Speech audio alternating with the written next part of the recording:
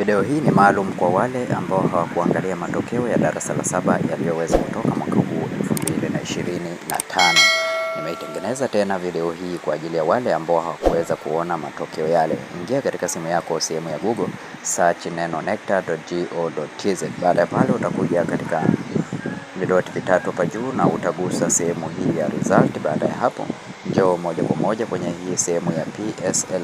PSLE maana yake ni matokeo ya kidato cha ni matokeo ya darasa la 7 Standard 7 National Assessment. Hii hapa ni Standard 7 National Assessment. Utakuja katika sehemu hii, matokeo haya utayapata hapa kama jinsi unavyoona 2025, link yake ni hii hapa. Utafungua link hii ya matokeo ya mwaka 2025 darasa la 7. Okay. Kwa hiyo hapa utachagua mkoa ambao unataka kuangalia matokeo yake, tuseme ni Arusha, utafungua Arusha. Baada ya hapo utakuja Arusha CC, labda utachagua mkoa wako na wilaya yako ambao unataka kuangalia matokeo yake.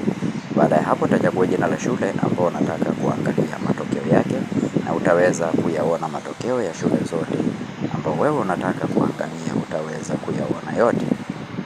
Na channel ya Feaboy inahusiana na update zote kuhusu ajira, elimu pamoja na mbinu mbalimbali za kuweza kutengeneza pesa kupitia simu yako ya mkononi. Unachotakiwa kufanya ni kubonyeza neno subscribe, like video hii, share video hii kwa wengine wengi zaidi ili waweze kupata taarifa hizi.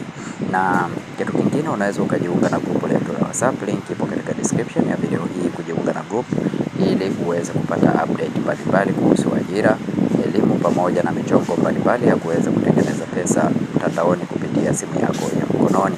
Lakini pia vile vile